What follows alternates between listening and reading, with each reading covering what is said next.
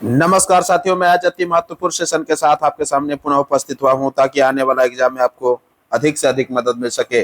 जो भी BPSC teacher examination का तैयारी कर रहे हैं दोस्तों, बिहार टीचर का एग्जामिनेशन का तैयारी कर रहे हैं, सभी वीडियो आप देखने का प्रयास कीजिएगा। एक एक वीडियो आपके लिए तैयार किया जा रहा है। तो पहला क्वेश्चन है, मेगास्थनीज के अनुसार मौर्य साम्राज्य में मार्ग निर्माण अधिकारी कौन था? मार्ग निर्माण अधिकारी कौन था? मेगास्थनीज के अनुसार जो है मौर्य साम्राज्य में जो मार्ग निर्माण अधिकारी था वो कौन था? एग्रोनोमाई। क्या था? एग्रोनोमाई था। ऑप्शन बी हो जाएगा। क्लियर? तो सभी लोग जानते हैं कि मेगास्थनीज जो है, मेगास्थनीज का पुस्तक एक इंडिका है जो कि बार बार एग्जामिनेशन में पूछा जाता है। इंडिका में क्या है कि पाटलिपुत्र के मगध के प्रशासन के बारे में जानकारी मिलता है। ये भी ध्यान में रखिएगा। और इसी इंडिका में भारतीय समाज को जो है 7 वर्गों में विभाजित किया गया है, इसलिए ये भी ध्यान में रखिएगा। नेक्स्ट क्वेश्चन है, बुद्ध की पूर्व जन्म की, क्या है? पूर्व हो जाएगा, पूर्ण लिख दिया है। पूर्व जन्म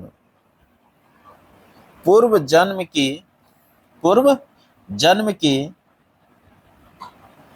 कहानी वर्णित है। बुद्ध का जो पूर्व जन्म की कहानी वर्णित है वह किसमें है?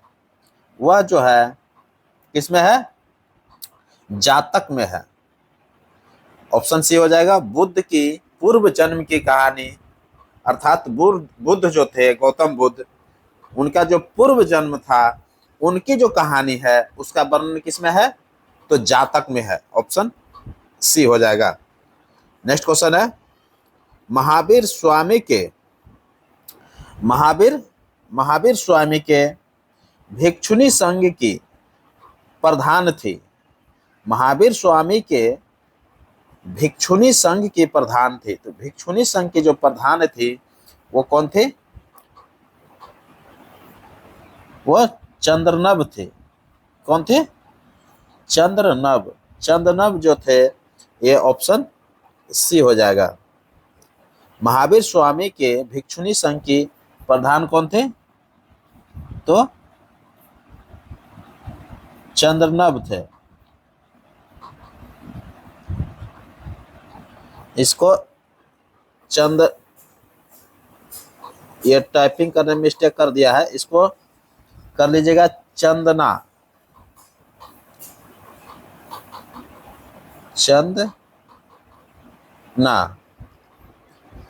तो महावीर स्वामी के भिक्षुणी संघ की जो प्रधान थी उसका नाम क्या था? उसका चंदना नाम था। तो ये आप लोग सही कर लीजिएगा। तो ऑप्शन क्या हो जाएगा? सी हो जाएगा, चंदना। महावीर स्वामी के भिक्षुणी संघ के प्रधान कौन थे? चंदना थे। नेक्स्ट क्वेश्चन, बिंदुसार को बारीसार कहा गया है। बिंदुसार को बारीसार कहा गया है तो किसमें कहा गया है? तो बारीसार जो है, बिंदुसार को किसमें कहा गया है?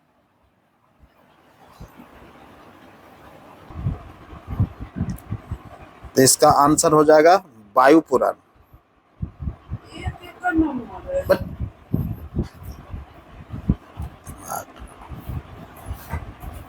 बिंदुसार को बारीसार कहा गया है किसमें? तो वायु पुराण में। वायु पुराण इसमें दिया हुआ नहीं है, तो इसका आंसर हो जाएगा उपर्युक्त में से कोई नहीं। तो आंसर लिख लीजिएगा वायु पुराण। वायु पुराण। तो बिंदुसार को बारीसार या भद्रसार, इसी को भद्रसार भी कहा गया है, बारीसार या भद्रसार, तो किसमें कहा गया है? वायु पुराण में कहा गया है। तो आंसर हो जाएगा वायु पुराण। नेक्स्ट क्वेश्चन, टाम्बो मठ कहाँ है? क्या है? टाम्बो मठ कहाँ है? तो ये हिमाचल प्रदेश में है। टाम्बो मठ कहाँ है? हिमाचल प्रदेश में है। ऑप्शन ए हो जाएगा। नेक्स्ट क्वेश्चन है, एकमात्र हड़प्पा कालीन स्थल कौन था जिसका निचला शहर क्या है, निचला शहर सामान्य लोगों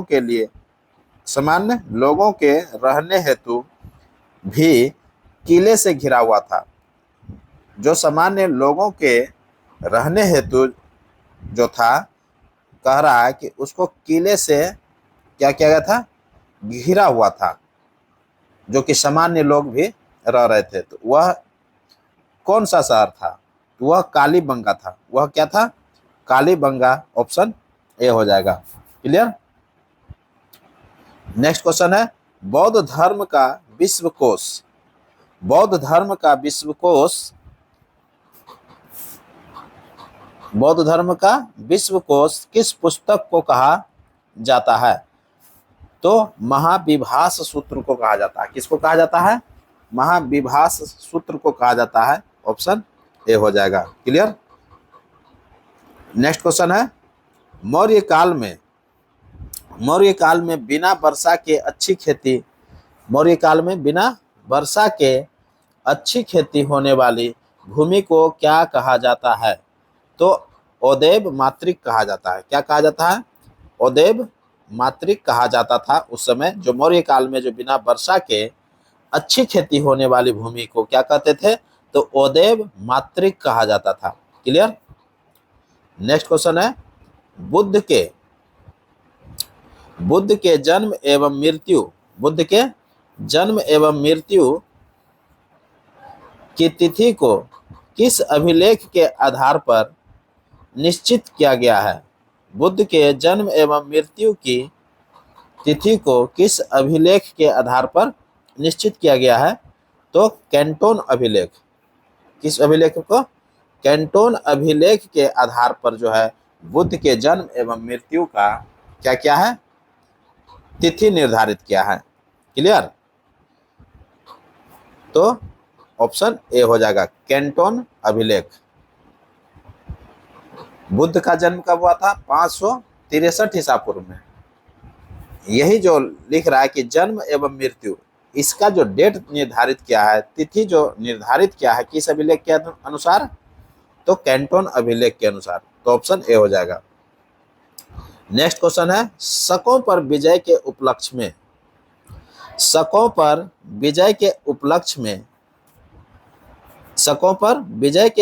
में किसके सिक्के चंद्रगुप्त द्वितीय ने चलाए थे? शकों पर जो विजय प्राप्त किए थे चंद्रगुप्त द्वितीय, तो उसके उपलक्ष्य में जो कौन सा सिक्का चलाया था? तो चांदी के सिक्के चलाए थे। किसके सिक्के चलाए थे? चांदी के सिक्के चलाए थे। ऑप्शन ए हो जाएगा। क्लियर। नेक्स्ट क्वेश्चन है, रूम टेक मठ कहाँ है? रूम टेक मठ कहाँ है? तो सिक्किम में है। रूम टेक मठ कहाँ है? सिक्किम में है। ऑप्शन ए हो जाएगा। क्लियर। नेक्स्ट क्वेश्चन है, कल्पसूत्र के रचयिता कौन है? कल्पसूत्र के रचयिता कौन है? तो भद्रबाहु है। कौन है? भद्रबाहु है कल्पसूत्र के रचयिता। क्लियर। नेक्स्ट क्वेश्चन है, स्ट्रोबो के अनुसार सीरिया नरेश अंत्योकस ने किसे अपना दूत बनाकर बिंदुसार के दरबार में भेजा था? तो स्ट्रोबो जो एक इतिहासकार थे, उसके अनुसार कहता है कि सीरिया का नरेश अंत्योकस ने किसे अपना दूत बनाकर बिंदुसार के दरबार में भेजा था? तो डायमेकस को भेजा था। बिंदुसार के दरबार में किसको भेजा था? अंत्योकस ने। अंत्योकस कहाँ का राजा था? तो सीरिया का राजा था। क्लियर। वह अपना दूत बनाकर, जैसे अभी के डेट में क्या होता है कि सभी देश अपने अपने राजदूत जो है विदेशों में नियुक्त करते हैं। जैसे भारत का राजदूत अमेरिका में नियुक्त होता है, श्रीलंका में नियुक्त होता है, नेपाल में नियुक्त होता है, यानी कि हर जगह जो नियुक्त होता है राजदूत, जस्ट लाइक उस समय भी राजदूत नियुक्त होते थे। तो वही कह रहा है कि स्ट्रेबो जो उस समय इतिहासकार थे, उन्होंने कहता है कि सीरिया नरेश अंत्योकस जो थे, उनके अपना दूत था। ये देखिए दूध लिख दिया है, दूत कर लीजिएगा। बनाकर बिंदुसार के दरबार में जो भेजा था वो डायमेकस को भेजा था। किसको भेजा था? डायमेकस को भेजा था। ऑप्शन ए हो जाएगा। नेक्स्ट क्वेश्चन है, किस राज्य में लुप्तप्राय मिरिस्टिका, क्या है? किस राज्य में लुप्तप्राय मिरिस्टिका दलदली वन की खोज की गई है? दलदली वन की खोज की गई है। ये लुप्तप्राय मिरिस्टिका है जो कि दलदली वन में की खोज की गई है। तो महाराष्ट्र में किया गया है। कहाँ किया गया है? महाराष्ट्र में किया गया है। ऑप्शन ए हो जाएगा। नेक्स्ट क्वेश्चन है, किस राज्य सरकार ने उपग्रह निर्माण के लिए कैटरपिलर के साथ समझौता किया है? किस राज्य सरकार ने उपकरण निर्माण के लिए कैटरपिलर के साथ समझौता किया है? तो तमिलनाडु। कौन किया है? तमिलनाडु ने किया है। ऑप्शन ए हो जाएगा। नेक्स्ट क्वेश्चन है, अमेरिका, देखिए यूएसए अर्थात America news and world report के अनुसार दुनिया का सबसे अच्छा देश कौन है? अमेरिका का एक एजेंसी है न्यूज एंड वर्ल्ड रिपोर्ट, उन्होंने एक रिपोर्ट जारी किया है। क्या जारी किया है कि दुनिया का सबसे अच्छा देश कौन है? तो स्विट्जरलैंड है। कौन है? स्विट्जरलैंड दुनिया का सबसे अच्छा देश बताया है। स्विट्जरलैंड की राजधानी कहाँ है? तो जेनेवा में है। क्लियर रखिएगा। तो ऑप्शन ए हो जाएगा। नेक्स्ट क्वेश्चन है, 79 में अर्थात 79 महासभा सत्र में 79 में महासभा सत्र में संयुक्त राष्ट्र के सदस्य देशों में किसे स्थान मिला है? तो संयुक्त राष्ट्र का जो सदस्य देश में जो स्थान मिला है उसको फिलिस्तीन को मिला है। किसको मिला है? फिलिस्तीन को। हाल ही में 79वां महासभा सत्र आयोजित हुआ था, उसमें संयुक्त राष्ट्र के सदस्य देशों में किसको शामिल किया गया है? तो फिलिस्तीन को शामिल कर लिया गया है। ऑप्शन बी हो जाएगा। नेक्स्ट क्वेश्चन है, भारतीय वायुसेना, देखिए सेवा लिख दिया है, सेना कर लीजिएगा। भारतीय वायुसेना ने किसके साथ संयुक्त सैन्य अभ्यास ईस्टर्न ब्रिज 7 प्रारंभ किया है? Eastern bridge 7। तो ईस्टर्न ब्रिज 7 जो है किसके साथ प्रारंभ किया है? तो ओमान के साथ किया है। किसके साथ किया है? ओमान के साथ किया है। ऑप्शन बी हो जाएगा। क्लियर। नेक्स्ट क्वेश्चन है,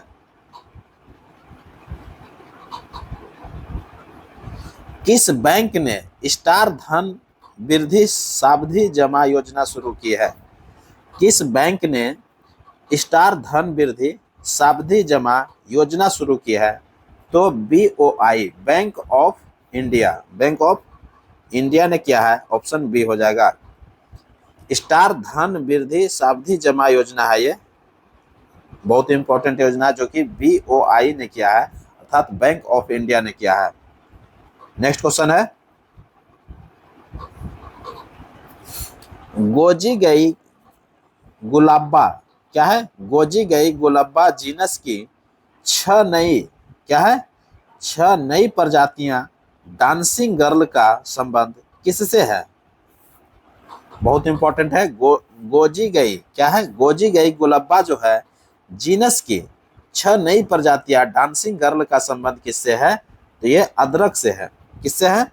अदरक से है। ऑप्शन ए हो जाएगा। नेक्स्ट क्वेश्चन है, भारतीय संविधान के अनुच्छेद 25 में प्रयुक्त हिंदू शब्द सम्मिलित नहीं करता है। प्रयुक्त जो हिंदू शब्द उसमें प्रयुक्त हुआ है उसमें कहता है कि इसमें किसको जो है हिंदू नहीं माना है? तो पारसी को हिंदू नहीं माना है, जबकि सिख, बौद्ध एवं जैन को जो है हिंदू माना है। क्लियर। तो ऑप्शन सी हो जाएगा, पारसी। नेक्स्ट क्वेश्चन है, इजराइल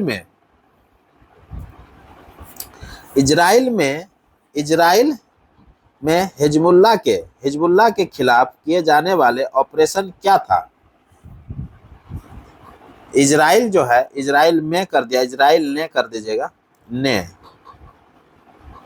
इजराइल ने हिजबुल्लाह के खिलाफ किए जाने वाले ऑपरेशन क्या है?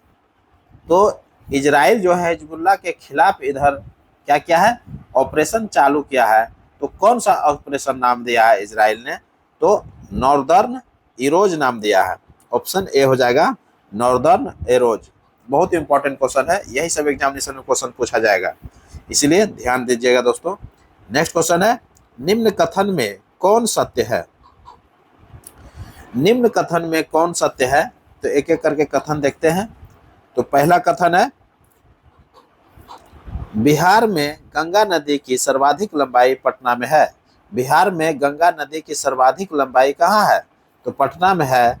यह बिल्कुल सत्य है। और ये भी जानते हैं कि बिहार में जो है गंगा नदी पर कितना जिला है? तो 12 जिला स्थित है दोस्तों, ये भी ध्यान में रखिएगा। और सबसे लंबा जो जिला है वो पटना है। दूसरा है, जनगणना 2011 के अनुसार बिहार में बाल लिंगानुपात 935 है। तो बिल्कुल सत्य है, बाल लिंगानुपात कितना है? 935 है, ये सत्य है। तीसरा है, 1939 ईस्वी में बिहार में अंबारी सत्याग्रह का नेतृत्व राहुल शंकरत्यायन ने किया था। तो अंबारी सत्याग्रह का नेतृत्व जो है राहुल शंकरत्यायन ने किया था, यह बिल्कुल सत्य है। क्लियर? ये तीनों ऑप्शन सत्य है, उपर्युक्त में से एक से अधिक आंसर हो जाएगा। क्लियर हो गया होगा? नेक्स्ट क्वेश्चन है, किसे पोस्टमार्टम के रूप में भी जाना जाता है? किसको जो है पोस्टमार्टम के रूप में भी जाना जाता है? तो पोस्टमार्टम के रूप में जो है उत्प्रेषण को जाना जाता है। किसको जाना जाता है? उत्प्रेषण को जाना जाता है। ऑप्शन क्या हो जाएगा? उत्प्रेषण हो जाएगा, बी हो जाएगा। नेक्स्ट क्वेश्चन है, पुस्तक द ओरिजिन ऑफ स्पेसीज क्या है? द पुस्तक है, ये पुस्तक क्या है कि द ओरिजिन ऑफ स्पेसीज पुस्तक है, यह किसने लिखा है? ये डार्विन ने लिखा है, चार्ल्स डार्विन ने लिखा है। ऑप्शन बी हो जाएगा। नेक्स्ट क्वेश्चन है, किसके कोशिका में कोई एंजाइम नहीं होता है? क्या होता है? कोई एंजाइम नहीं होता है। तो विषाणु में जो है कोई एंजाइम नहीं होता। ऑप्शन सी हो जाएगा। विषाणु अर्थात वायरस में एंजाइम नहीं होता है। नेक्स्ट क्वेश्चन है, भारतीय राष्ट्रीय कांग्रेस की पहली महिला अध्यक्ष कौन थी? देखिए, भारतीय राष्ट्रीय कांग्रेस की पहली महिला अध्यक्ष पूछ लिया है, तो एनी बेसेंट हो जाएगा। क्या हो जाएगा? एनी बेसेंट हो जाएगा। ऑप्शन ए हो जाएगा। क्लियर? जबकि दूसरी महिला अध्यक्ष जो थी वो सरोजिनी नायडू थी, जबकि प्रथम भारतीय महिला अध्यक्ष पूछ लेगा तो वो सरोजिनी नायडू हो जाएगा। क्लियर? तो एनी बेसेंट जो अध्यक्षता की थी वो कलकत्ता अधिवेशन हुआ था, 1917 में हुआ था, और इसकी अध्यक्षता जो है एनी बेसेंट के द्वारा किया गया था। यह प्रथम क्या थे? भारतीय राष्ट्रीय कांग्रेस की महिला अध्यक्ष थे। जबकि 1925 ईस्वी में कानपुर में अधिवेशन हुआ था, जिसकी अध्यक्षता सरोजिनी नायडू ने की थी, और वो दूसरी महिला अध्यक्ष थी, और वह प्रथम भारतीय महिला अध्यक्ष थे। यह भी ध्यान में रखिएगा। क्लियर? तो ऑप्शन ए हो जाएगा। नेक्स्ट क्वेश्चन है, 1930 ईस्वी में क्या है? 1930 ईस्वी में गांधी जी ने सविनय अवज्ञा आंदोलन कहाँ से प्रारंभ किया था? तो 1930 ईस्वी में जो गांधी जी सविनय अवज्ञा प्रारंभ किए थे, सविनय अवज्ञा आंदोलन जो प्रारंभ हुआ था वो 6 अप्रैल 1930 ईस्वी को प्रारंभ हुआ था, और वो दांडी से प्रारंभ हुआ था। कहाँ से प्रारंभ हुआ था? दांडी से प्रारंभ हुआ था, क्योंकि साबरमती से क्या हुआ था? दांडी यात्रा प्रारंभ किए थे। साबरमती से 12 मार्च को दांडी यात्रा प्रारंभ किया था, किसके साथ? 78 अपने सहयोगियों के साथ +1 79 अर्थात महात्मा गांधी भी एक थे।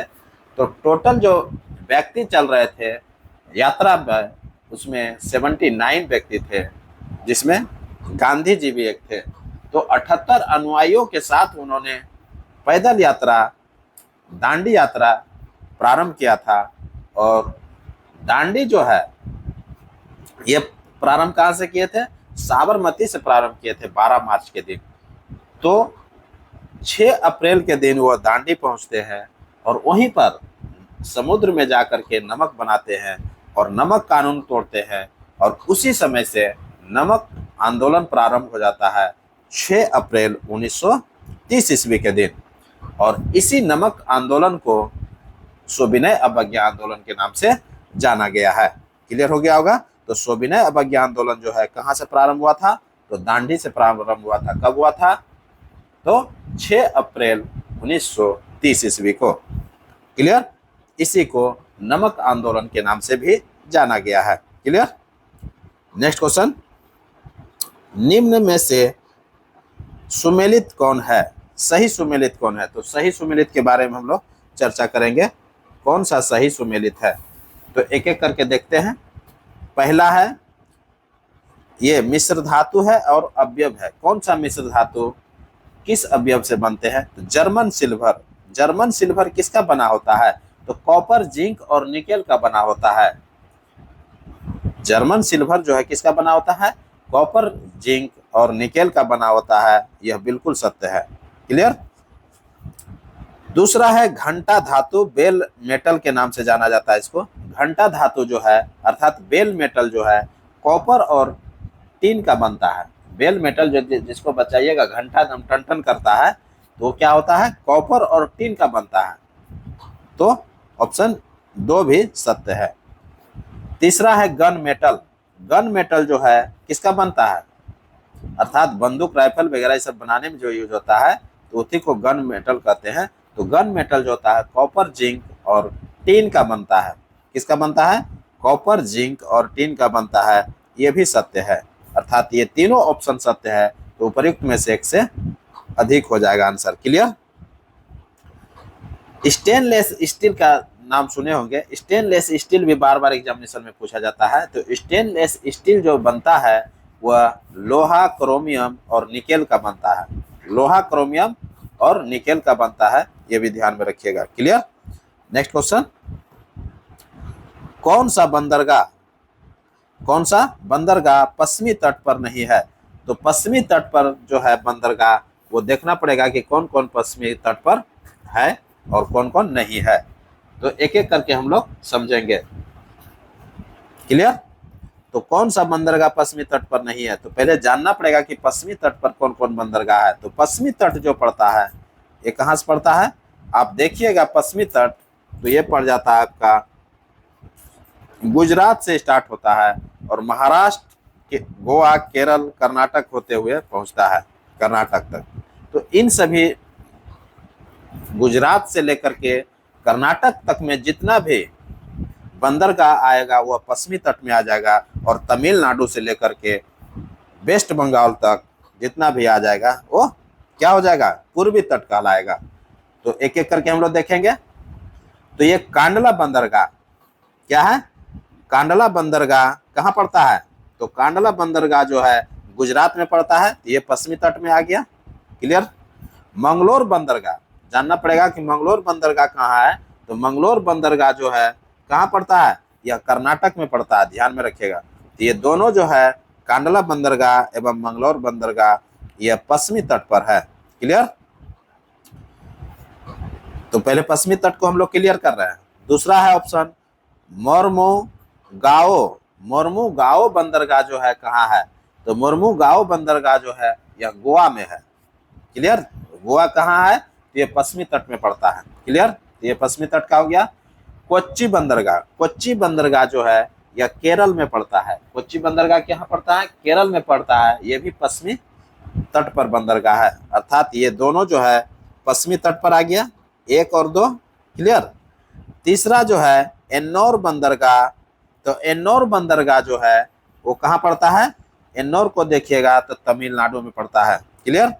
और तूतीकोरिन बंदरगाह कहाँ पड़ता है? तो ये भी तमिलनाडु में पड़ता है। तो अर्थात जो है वही कह रहा है कि ये जो है पूर्वी तट में आ गया। किस में आ गया? पूर्वी तट में आ गया। तो ऑप्शन यही हो जाएगा। क्यों? क्योंकि कौन सा बंदरगाह पश्चिमी तट पर नहीं है? तो एन्नौर बंदरगाह, तूतीकोरिन बंदरगाह ये पूर्वी तट पर है, पश्चिमी तट पर नहीं है। तो ऑप्शन क्या हो जाएगा? ऑप्शन सी हो जाएगा। क्लियर हो गया होगा। तो पहले हम लोग जान जाएंगे। अब सभी को हम डिटेल्स आपके सामने दे देंगे कि पूर्वी तट पर कौन कौन सा बंदरगाह है और पश्चिमी तट पर कौन कौन सा बंदरगाह है। आप सभी को एक नोट्स के रूप में लिख लीजिएगा ताकि एग्जामिनेशन में कंफ्यूजन ना हो। तो लिख लीजिए आप लोग। तो पूर्वी तट पर कौन सा बंदरगाह है? तो पूर्वी तट पर हम लोग शुरू करेंगे बंगाल से लेकर के कहाँ तक, तमिलनाडु तक। तो पूर्वी तट का बंदरगाह आप लोग लिख लीजिए।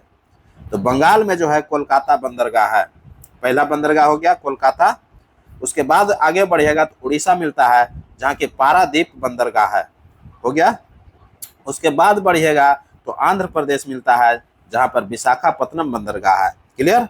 उसके बाद अगर बढ़िएगा तो आंध्र प्रदेश में एक और बंदरगाह है जिसको कृष्णपत्तनम पोर्ट कहते हैं। क्या कहते हैं, कृष्णपत्तनम पोर्ट कहते हैं। तो आंध्र प्रदेश में दो बंदरगाह हो गया, एक पश्चिम बंगाल में हो गया कोलकाता बंदरगाह, एक उड़ीसा में हो गया पारादीप बंदरगाह, और आंध्र प्रदेश में दो बंदरगाह आ गया, कौन कौन, विशाखापत्तनम और कृष्णपत्तनम पोर्ट, क्लियर। तो 4 हो गया। और तमिलनाडु में जो है 2 बंदरगाह है, कौन कौन, तो तूतीकोरिन और एन्नोर बंदरगाह, अभी जस्ट हम बताए, ये भी ध्यान में रखिएगा।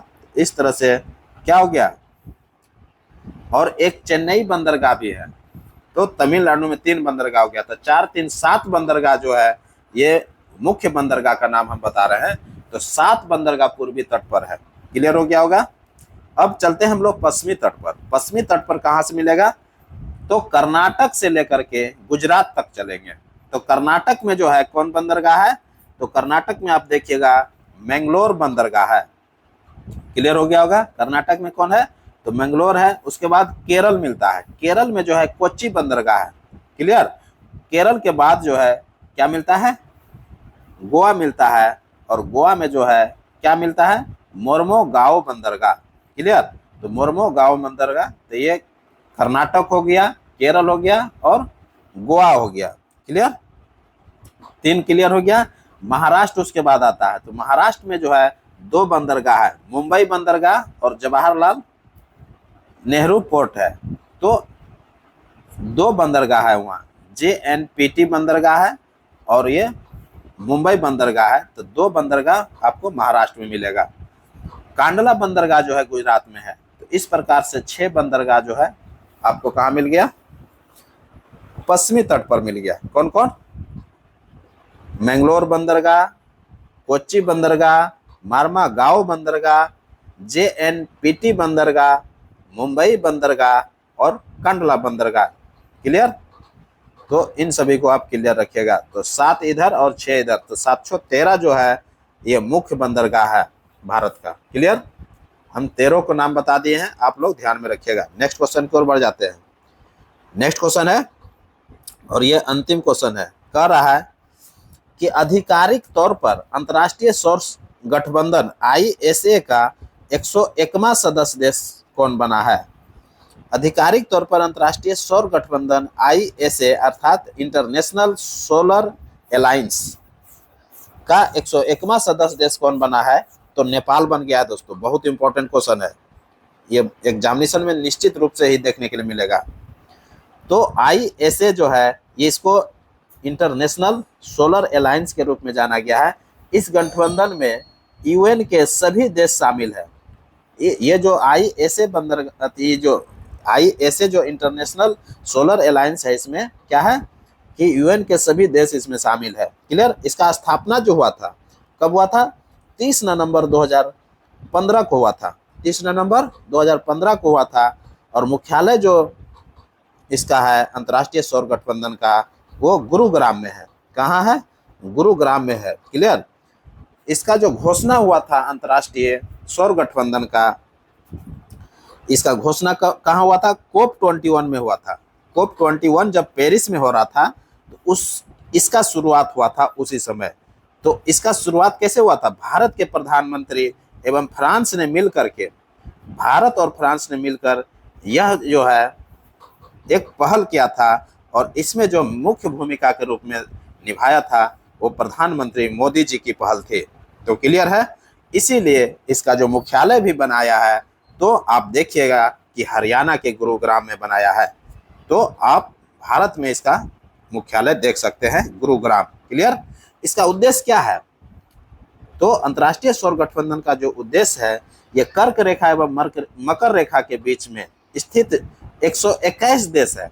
कर्क रेखा एवं मकर रेखा के बीच में 121 देशों में क्या है, सौर ऊर्जा को बढ़ावा देना है, क्लियर हो गया होगा।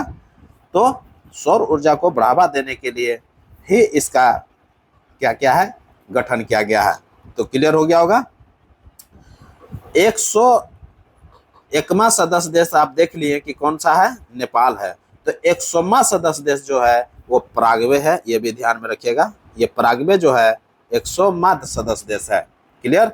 ये निश्चित ही एग्जामिनेशन में आपको देखने के लिए क्वेश्चन मिलेगा और ये बहुत इंपॉर्टेंट क्वेश्चन था, इसीलिए मैं इसका सारा डिटेल्स आपके सामने प्रस्तुत कर दिया हूँ। एक भी क्वेश्चन आपसे छूटेगा नहीं दोस्तों।